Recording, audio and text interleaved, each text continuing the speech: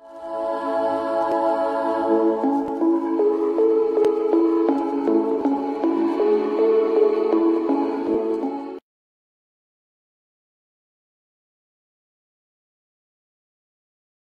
Pharma limited নিবেদিত টোপাসিড ওপাসিটের সৌজন্যে রাজ টিভির সাপ্তাহিক স্বাস্থ্য বিষয়ক আয়োজন ফ্রাইডে নাইট উইথ রিউমাটোলজিস্টের আরো একটি পর্বে, organized by Bangladesh rheumatology society.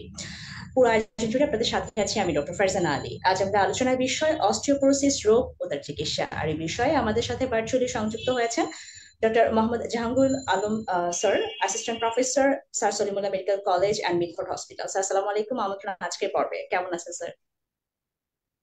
ওয়ালাইকুম আসসালাম। ভালো আছি, আশা করি আপনিও ভালো আছেন।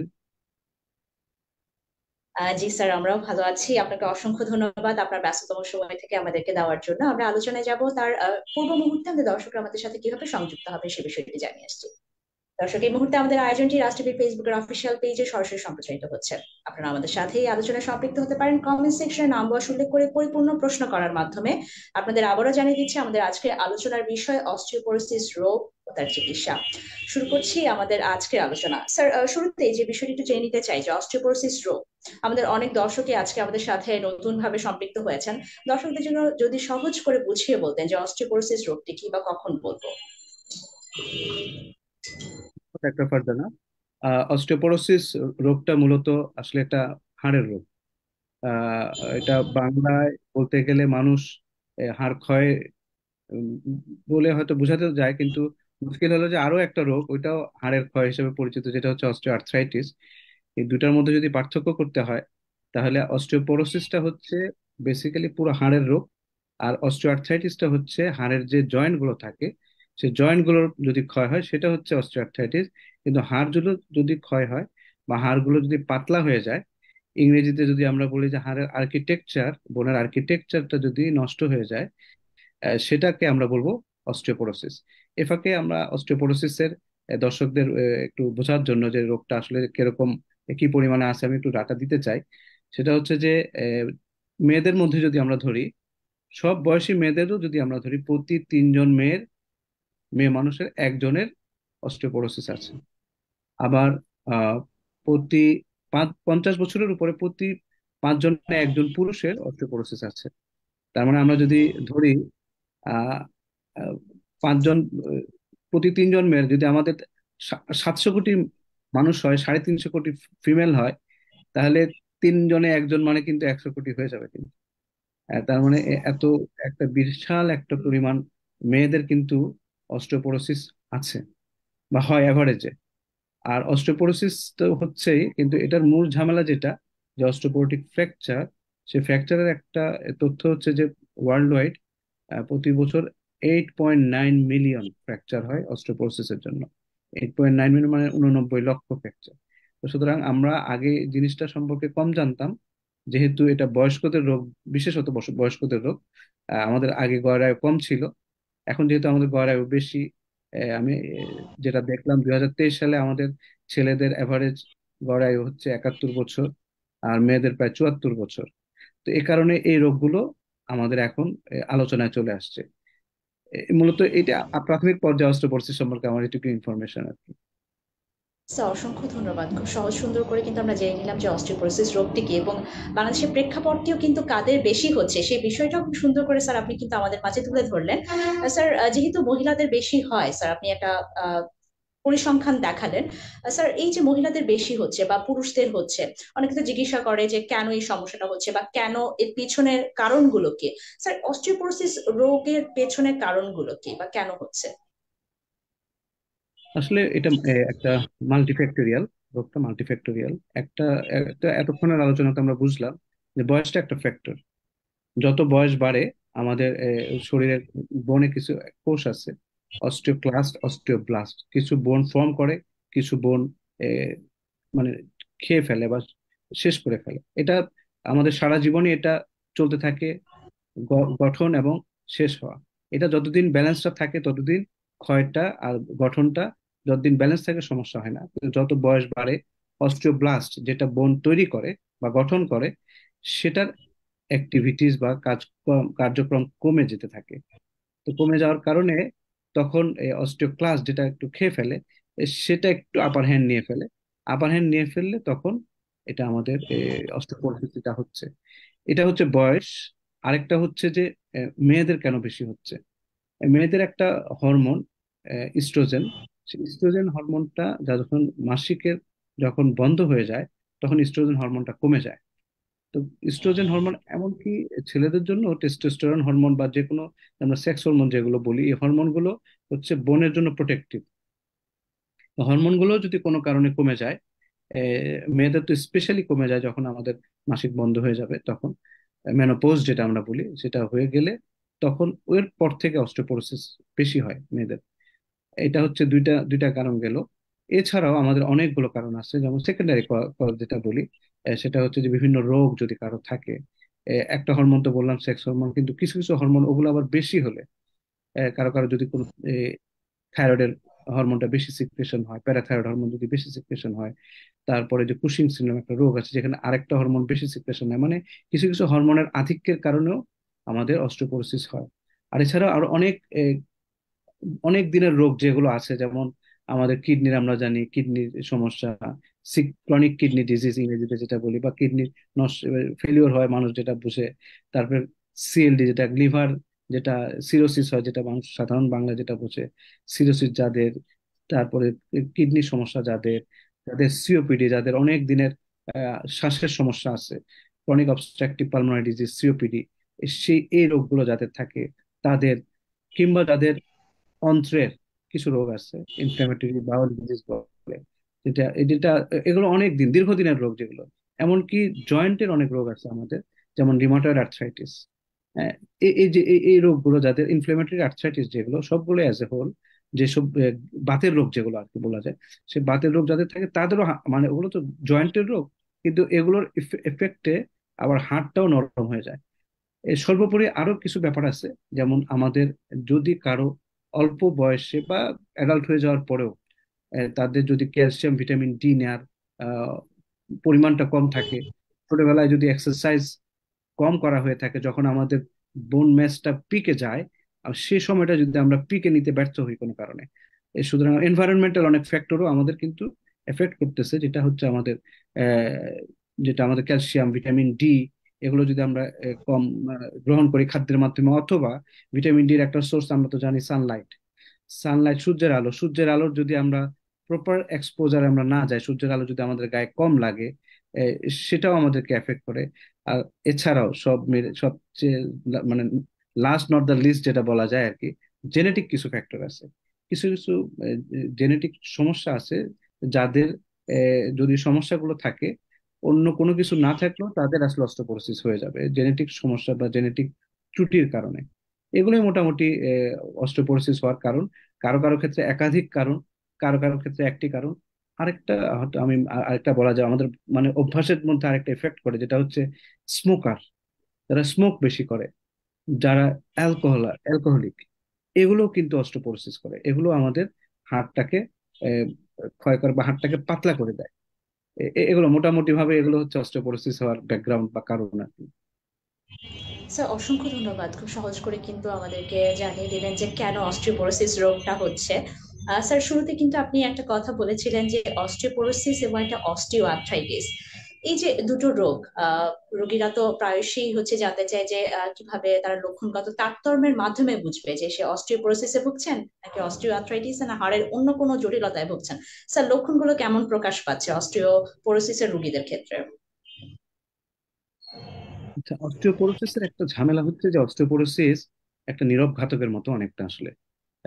এটাতে যেহেতু জয়েন্টে ইনভলভ তেমন মানে করে না, সে কারণে এটা কিন্তু অ্যাসিমটোমেটিক থাকে। এটা কিন্তু অনেক সময় এটা মানে খুঁজে নিতে হয় যে কোনো কারণে কোনো রিস্ক ফ্যাক্টর যদি কারো থাকে, কারো যদি কোনো রোগ থাকে, কারো যদি কোনো সেকেন্ডারি যে কজগুলো আমরা বললাম, ওষুধ যদি খায়, আহ, বা কারো যদি কোনো ব্যাকগ্রাউন্ড কোনো রোগ থাকে, তখন তাদের অন্তত দেখতে হয়। বয়স বেশি হয়ে গেলে, কারো কারো ফ্র্যাকচার হয়ে গেল, তখনও আমাদের এগুলো দেখতে হয়।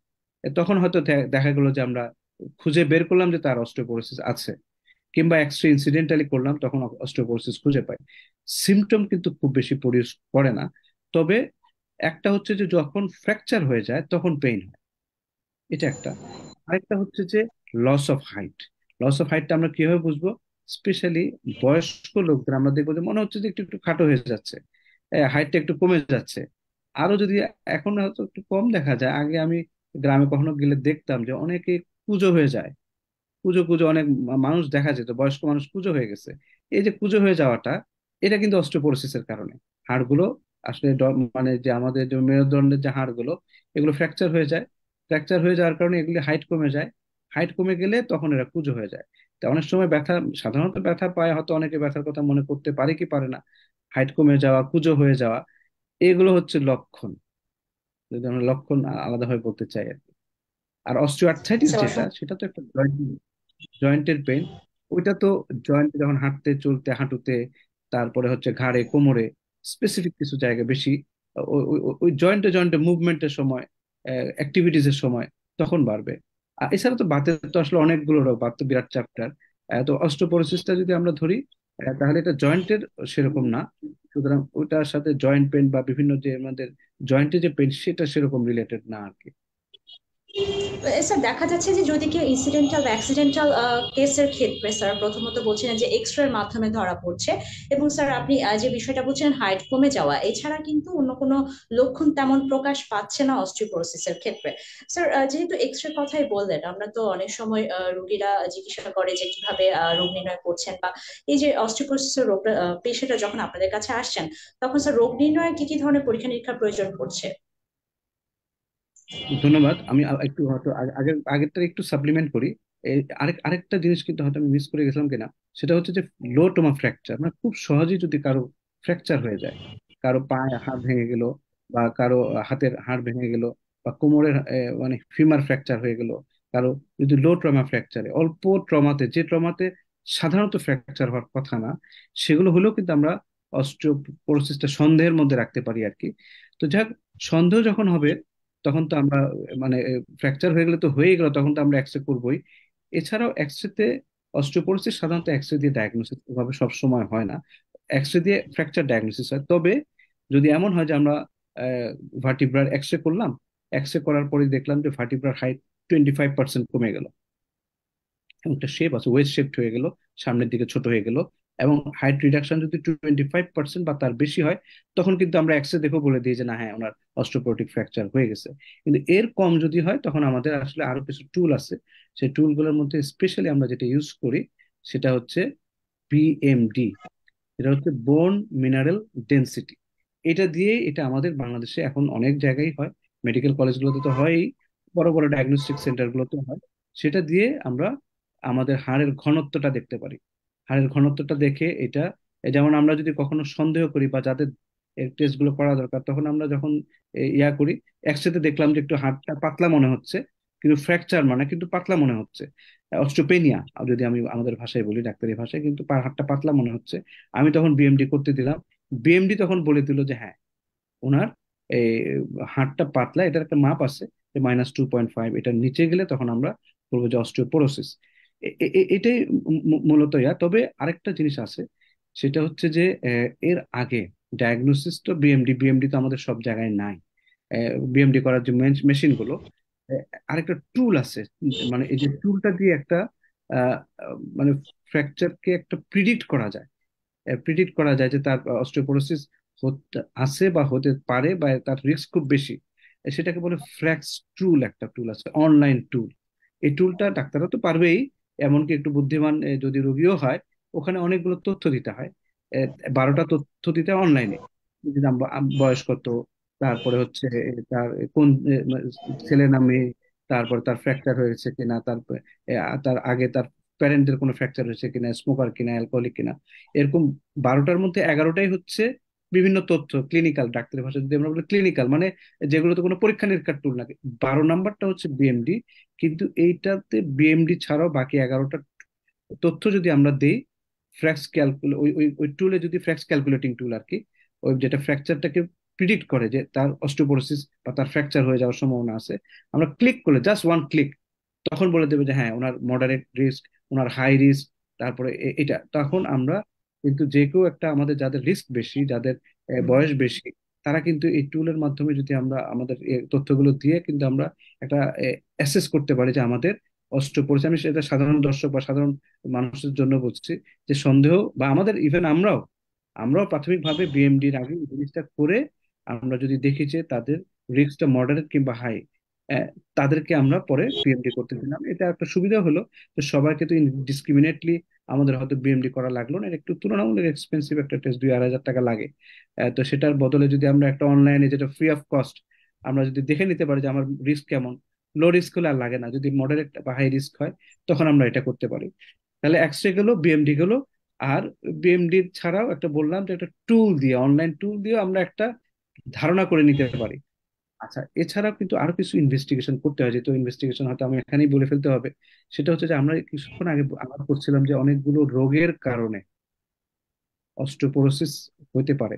সে রোগগুলো যদি আমাদের মাথায় থাকে যে হ্যাঁ ওনার এই রোগটা আছে কিনা, ওনার ব্যাকগ্রাউন্ডে কোনো রোগ আছে কিনা যে রোগের কারণে ওনার অস্টিওপোরোসিস হয়ে যাচ্ছে। যেমন একটা পুরুষ মানুষের যদি 40 বছরের নিচে যদি আমি দেখি যে তার অস্টিওপোরোসিস হয়ে গেছে, তখন তো আমার মনে হবে যে না, ওনার তো এই বয়সে তো অস্টিওপোরোসিস হওয়ার কথা না। একটা মেয়ে প্রিমেনোপজ, মাসিক বন্ধ হয়নি, তার আমার এখনো জানা নাই যে তার কোনো রোগ আছে কিনা। রোগ জানা থাকলে তো হলোই, তাহলে আমরা জানলাম যে এই রোগের কারণে এটা হতে পারে, আমাদের নলেজের সাথে গেল যে তার লিভারের সমস্যা, কিডনি সমস্যা আছে, সুতরাং তার অস্টিওপোরোসিস হতে আগে হতেই পারে। কিন্তু না হলে তখন কিন্তু আমাদের আবার হয়তো দেখে নিলাম, ছেলে মানুষ হলে তখন আমরা দেখলাম যে ওনার কি হরমোন, সেক্স হরমোন, টেস্টোস্টেরন কম কিনা, বা যে ডিজিজ গুলো হয়তো ওনারা জানা নাই, ওনার কিডনি সমস্যা আছে কিনা, লিভারের সমস্যা আছে কিনা, সেই ইনভেস্টিগেশন গুলো হয়তো আমাদের করতে হবে। যদি আমরা অস্টিওপোরোসিসটা পাই, তাহলে অস্টিওপোরোসিসের কারণ এই রোগগুলো আমাদের করতে হবে। তো তাহলে আমি আবার সামারাইজ করে করি, এটা হচ্ছে এক্সরে, বিএমডি, বিএমডি কে সাপ্লিমেন্ট করার জন্য ফ্লেক্স টুল, আর অস্টিওপোরোসিসের কারণ নির্ণয় করার জন্য হয়তো কিছু পরীক্ষা নিরীক্ষা করা লাগতে পারে। ধন্যবাদ। স্যার অসংখ্য ধন্যবাদ। আমাদের যদিও সময় স্বল্পতা আছে, আমরা সংক্ষিপ্তভাবে আমাদের এই যে অস্টিওপোরোসিস রোগটি নিয়ে কথা বলছিলাম, স্যার আমরা চিকিৎসা পদ্ধতির ক্ষেত্রে চলে যাব, যে স্যার এই রোগগুলো নিয়ে যখন রোগীরা আপনাদের কাছে আসছেন, সেক্ষেত্রে কি ধরনের চিকিৎসা দেওয়া হচ্ছে রোগীদেরকে? আচ্ছা, ধন্যবাদ। চিকিৎসার মধ্যে তো আমাদের যথারীতি প্রায় সবগুলো চিকিৎসার মধ্যে মতোই ফার্মাকোলজিক্যাল এবং নন ফার্মাকোলজিক্যাল দুইটাই ট্রিটমেন্ট আছে আমাদের। নন ফার্মাকোলজিক্যালের মধ্যে যেটা আছে সেটা হচ্ছে, তো আমরা একটু আগে আলাপ করলাম, সেটার মধ্যে ছিল যে আমাদের ক্যালসিয়াম, ভিটামিন ডি যে সোর্স গুলো, সুতরাং ডায়েটারি সোর্স যেগুলো আছে, ক্যালসিয়ামের সোর্স যেমন আমাদের দুধ জাতীয় খাবার যেগুলো আছে সেগুলো স্পেশালি। আর ভিটামিন ডির জন্য আমাদের বিভিন্ন সোর্স আছে। আমরা তো বললাম যে সানলাইটটা 70% সানলাইট, সেখানে আমাদের ভিটামিন ডি আর এছাড়াও ডায়েটের মধ্যে আমাদের ডিম আছে, দুধ আছে, সামুদ্রিক মাছ আছে, কড লিভার ওয়েল বা অনেক ফর্টিফাইড ফুড আছে, যেসব জায়গায় ভিটামিন ডি সাপ্লিমেন্ট করা থাকে, ওসব জায়গা থেকে আমরা ভিটামিন ডি পেতে পারি। এক্সারসাইজ, হাঁটা চলা, নিয়মিত অ্যাক্টিভিটিস এর মধ্যে থাকা, আমাদের বোন হেলথটা যাতে ঠিক থাকে, সেটার জন্য আমাদের এক্সারসাইজ, যেটা খুব হার্ড এক্সারসাইজ না হলেও নিয়মিত আমাদের হাঁটা চলা, এগুলো আমাদের মধ্যে থাকতে হবে। এটা হচ্ছে নন ফার্মাকোলজিক্যাল যেটা বললাম। আর ফার্মাকোল আরেকটা জিনিস এটা বলেই ফেলি, সেটা হচ্ছে যে অস্টিওপোরোসিসের একটা কনসিকুয়েন্স ফ্র্যাকচার। ফ্র্যাকচারটা প্রিভেন্ট করার জন্য আবার কিছু মানে জিনিস এক্সট্রা খেয়াল রাখার ব্যাপার আছে। স্পেশালি বয়স্ক রোগী যদি হয়, তাদের মানে যদি চোখের সমস্যা থাকে, তাদের পর্যাপ্ত আলো আছে কিনা, তাদের যে পথে তারা বাথরুমে বা চলাফেরা করে সে পথগুলো ঠিক আছে কিনা, কোনো খেলনা পড়ে আছে কিনা, এসব জিনিসগুলো খেয়াল রাখা। তারপরে তাদের তো অনেকগুলো ওষুধ খায়, সেই ওষুধগুলোকে কাস্টমাইজ করা বা ডাক্তারদেরকে বলা যে উনি উনি এই ওষুধগুলো খায়। ডাক্তার সাহেব তখন দেখলেন যে কোন কোন ওষুধগুলা পলিফার্মেসি হয়ে উনি পড়ে মানে ফলের একটা সম্ভাবনা বাড়িয়ে দিতে পারে। তো এই জিনিসগুলো খেয়াল করবেন উনি। এই জিনিসগুলোর পরে এরপরে হচ্ছে যে আমাদের ওষুধগুলোর মধ্যে ক্যালসিয়াম ডি, ভিটামিন ডি যেটা ডায়েটের মাধ্যমে আছে, সেগুলো আবার আমাদের সাপ্লিমেন্ট হিসেবেও পাওয়া যায়। আমাদের ট্যাবলেট আছে ক্যালসিয়াম, আমাদের মোটামুটি 1,000-1,200 ক্যালসিয়াম ডেইলি, আর ভিটামিন ডি 800 ইন্টারন্যাশনাল ইউনিট। ওইটা না, বাজারে যে এখন আবার অনেকের মধ্যে একটা হলো যে 40,000, 20,000 মানে নিজেরা নিজেরা খেয়ে ফেলা, এটা ঠিক হবে না। এটা না দেখে খাওয়া ঠিক হবে না। তবে 800 পর্যন্ত এগুলো তো নর্মাল রিকোয়ারমেন্ট, আমাদের ডেলি রিকোয়ারমেন্ট, ওগুলো ট্যাবলেট বা এগুলো পাওয়া যায়। তারপরে হচ্ছে যে আমাদের আরেকটা মূল চিকিৎসা, মুখের ওষুধের মধ্যে একটা গ্রুপ যেটাকে বলে বিসফসফোনেট। এই গ্রুপের মধ্যে অনেকগুলো ওষুধ আছে। তার মধ্যে মুখের ওষুধ আছে, আবার একটা ইনজেকশনও আছে। যদি অনেকে আছে যে এই ওষুধগুলো খেতে আবার একটু সমস্যা হলো যে আধা ঘন্টা বসে থাকতে হয়, তো কেউ যদি বসে থাকতে না পারে, তাদের জন্য ইনজেকশন আছে। এই ওষুধগুলো সব বাংলাদেশে অ্যাভেলেবল, মোটামুটি সবই পাওয়া যায়। এছাড়াও যাদের আর্থিক সামর্থ্য ভালো আছে, এই ওষুধগুলো যদি কাজ না করে, এরপরও আরো কিন্তু কিছু কিছু ওষুধ যেগুলি, ওগুলো অনেকগুলো বাংলাদেশে চলে আসছে অলরেডি।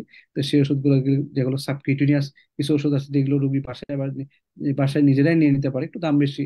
6 মাস অন্তর অন্তর একটা ইনসুলিনের মতো যদি ইনজেকশন নেয়, এগুলো খুব ভালো কাজ করে, দাম একটু বেশি।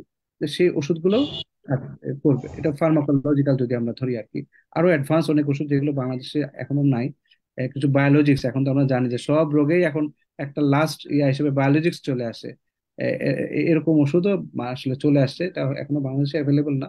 তো ওই ওষুধগুলো পাইপলাইনে আছে, হয়তো একসময় বাংলাদেশে চলে আসবে। এই হচ্ছে চিকিৎসাগুলো। স্যার অসংখ্য ধন্যবাদ। খুব সহজভাবে কিন্তু আমরা চিকিৎসা পদ্ধতি গুলো জেনে নিলাম, এবং সুন্দরভাবে কিন্তু আপনি আমাদের মাঝে উপস্থাপন করলেন চিকিৎসা পদ্ধতির বিষয়। স্যার, রোগীরা তো অনেক সময় দেখা যায় সঠিক সময় চিকিৎসাটা গ্রহণ করে না। সঠিক সময় যদি চিকিৎসা গ্রহণ না করে, সেক্ষেত্রে অস্টিওপোরোসিসের রোগীদের কি কি ধরনের জটিলতার সম্ভাবনা থাকছে? হ্যাঁ, জটিলতা তো আমরা আলাপ করলাম, তারপর আমি এখন একটু ডিটেলস বলি। জটিলতার মধ্যে একটা বিরাট জটিলতা হচ্ছে ফ্র্যাকচার। এখন ফ্র্যাকচার কোন মানে কোথায় কোথায় হয়, খুব কমন জায়গা হচ্ছে আমাদের হাতের এই যে ফোর আর্ম, যেটা আর কি পুরো বাহু, হাতের কবজির কাছাকাছি, সেখানে আমাদের একটা ফ্র্যাকচার, ফ্র্যাকচার ফ্র্যাকচার যেটা বলি আমরা। এছাড়া আমাদের হাতে হিউমারাস একটা বোনস আছে বাহুতে, যেটা এ, সেখানে ফ্র্যাকচার হতে পারে। তারপর আমাদের স্পাইন, যেটা মেরুদণ্ডের হাড়, যেটা বললাম যে কুঁজো হয়ে যায় যে কারণে, ওসব জায়গায় ফ্র্যাকচার হতে পারে। শেষ যেটা, এটা হচ্ছে ফিমারের ফ্র্যাকচার হতে পারে, specially neck of the femur. বিপদটা কিন্তু এখানে সবচেয়ে বেশি আমার আমার দৃষ্টিতে, মানে ভয়ানক বেশি আর কি। সেটা হচ্ছে যে এখানে কিন্তু একটা হচ্ছে মরবিডিটি, পেশেন্ট ফ্র্যাকচার মানে তো পঙ্গু হয়ে যাওয়া, কাবু হয়ে যাওয়া, বেড বাউন্ড হয়ে যাওয়া, এরকম একটা ব্যাপারটা আছে। কিন্তু ah fracture neck of the femur যাদের হয়, তাদের দেখা গেছে যে 12% মর্টালিটি আছে ইমিডিয়েট। 12%, সহজ না কিন্তু। একটা রোগের 12% একটা হাড় ভেঙে মর্টালিটি। এবং দেখা গেছে যাদের fracture neck of the femur হয় ইন দ্য লং রান, তাদের অন্যদের চেয়ে শুধু এটার কারণে 20% মর্টালিটি বেশি। ইমিডিয়েট 12, আর ইন দ্য লং রান 20% শুধু একটা ফ্র্যাকচারের কারণে তার সমবয়সী অন্যদের চেয়ে তার মর্টালিটি বেশি। সুতরাং এই জটিলতাগুলো আমাদের কিন্তু হতে পারে। এক তো হচ্ছে হাইট কম, ফ্র্যাকচার, ব্যথা, কষ্ট, সেটার সাথে বেড বাউন্ড হয়ে যাওয়া। এবং বেড বাউন্ড হয়ে যাওয়া এটা একটা ব্যাপার, এমনকি মৃত্যু ঝুঁকি পর্যন্ত, সেগুলো যদি আমরা চিকিৎসা না নিই হয়ে যেতে পারে। ধন্যবাদ। স্যার, অসংখ্য ধন্যবাদ। স্যার, আমরা যেহেতু অস্টিওপোরোসিস রোগটি নিয়ে কথা বলছি, আমরা তো জানি যে হাড়ের যে কোনো জটিলতায় আসলে ফলো আপের গুরুত্ব অপরিসীম। এই অস্টিওপোরোসিস রোগটির ক্ষেত্রে ফলো আপের গুরুত্ব কতটা? হ্যাঁ, এখানে অবশ্য একটা ব্যাপার আছে, অন্য অনেক বাতের রোগের মতো এটাতে খুব বেশি ঘন ঘন ফলো আপ লাগে না আসলে। খুব ঘন ঘন ফলো আপ করা, যেহেতু টুলস গুলোই আমাদের খুব বেশি নাই।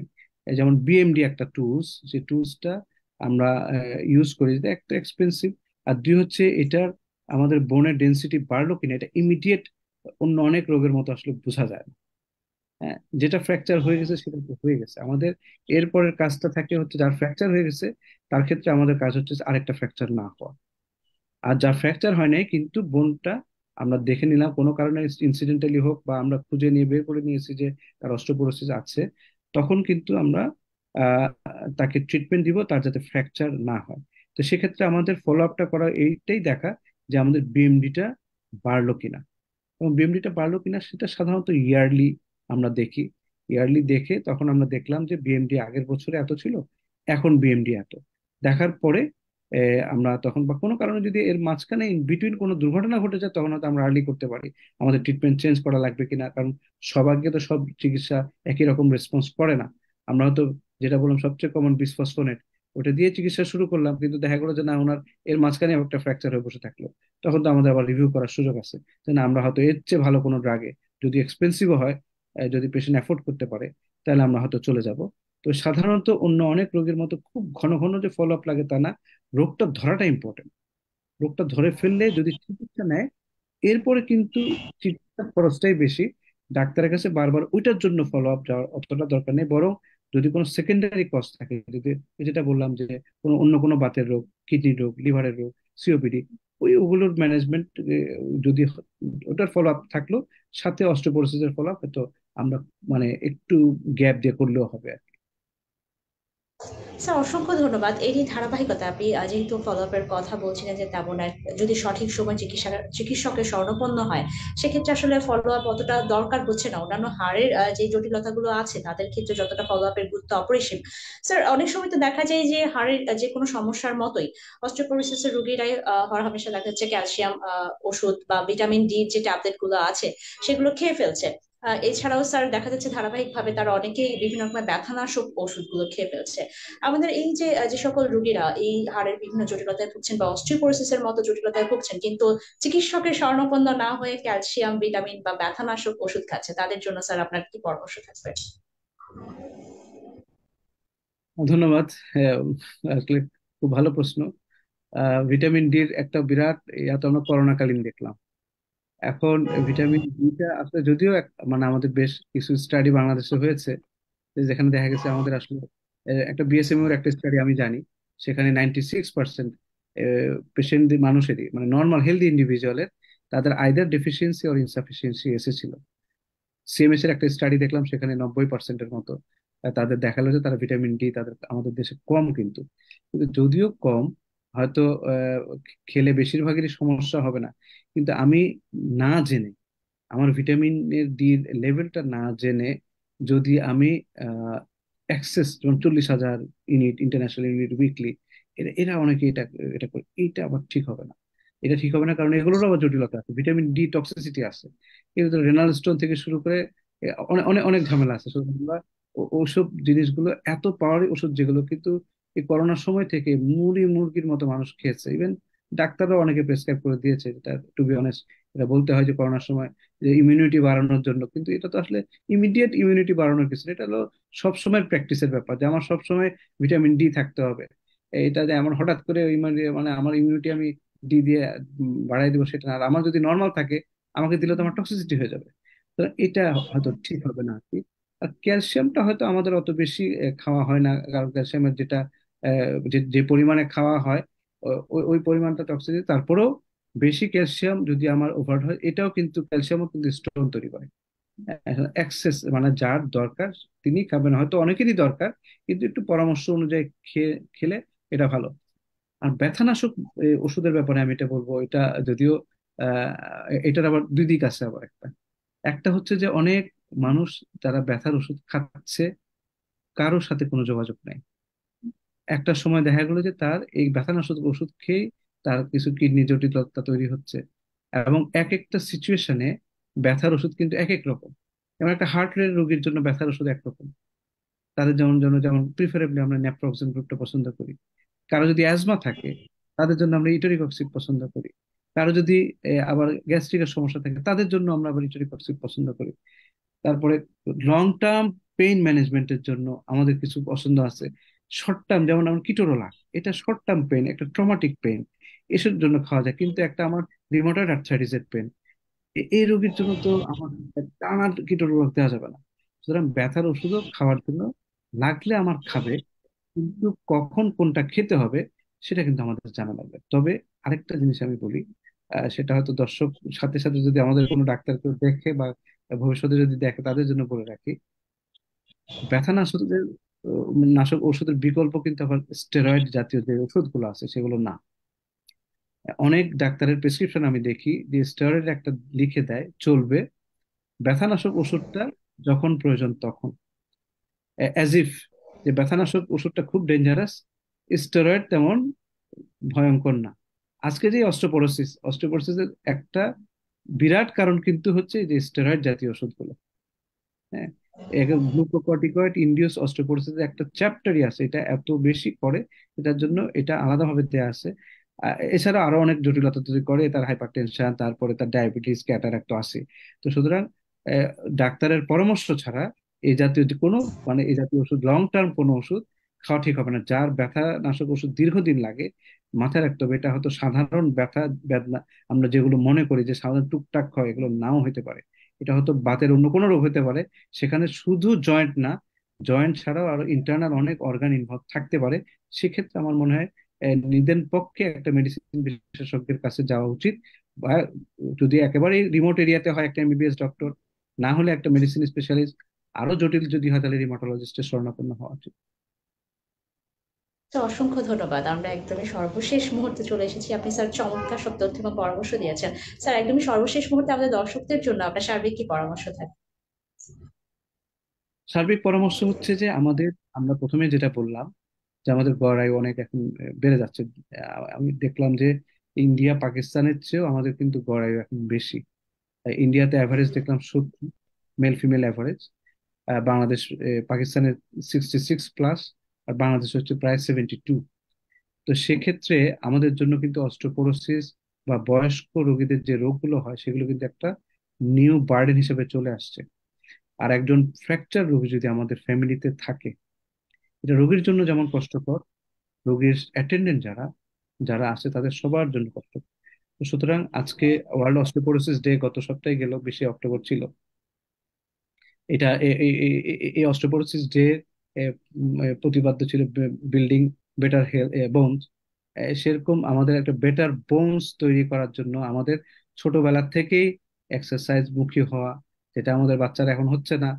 তারপরে সানলাইট এক্সপোজার হওয়া, যেটাও আমাদের ইয়াং জেনারেশন এখন কম হচ্ছে। স্কুল কলেজে এখন আর না, এখন সব ডিভাইস ডিপেন্ডেন্ট। তো সেগুলো থেকে এসে বয়স হওয়া পর্যন্ত calcium, vitamin D, natural source, এগুলোর দিকে যাতে আমরা খেয়াল রাখি এবং আমাদের নিজেদের বোন হেলথের ব্যাপারে বা হাড়ের স্বাস্থ্যের ব্যাপারে যাতে আমরা সতর্ক থাকি, সেটা আমরা খেয়াল রাখবো। ধন্যবাদ। স্যার আপনাকে অসংখ্য ধন্যবাদ। চমৎকার ভাবে সহজ সুন্দর ভাবে আমাদের দর্শকদেরকে গুরুত্বপূর্ণ তথ্য এবং পরামর্শ দেওয়ার জন্য আশা করি আজকের পর্ব থেকে আমাদের দর্শক উপকৃত হয়েছেন। আপনার সুস্বাস্থ্য কামনা করে আমরা শেষ করছি। ধন্যবাদ দর্শক একদমই রাজনীতি। সর্বশেষ।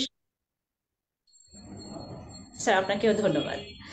স্যার দর্শক একদমই সর্বশেষ মুহূর্তে চলে এসেছি। আমরা কথা বলছিলাম অস্টিওপোরোসিস রোগ ও তার চিকিৎসা নিয়ে।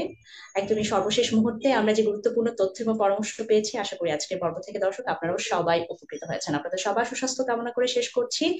ডেল্টা ফার্মা লিমিটেড নিবেদিত টোপাসিট এবং উপাসিটের সৌজন্যে ফ্রাইডে নাইট উইথ রিমোটোলজিস্ট আজকের পর্ব থেকে বিদায় নিচ্ছি। আমি ডাক্তার ফারজানা আলী। সবাই ভালো থাকুন, সুস্থ থাকুন, রাজ টিভির সাথেই থাকুন। আল্লাহ হাফেজ।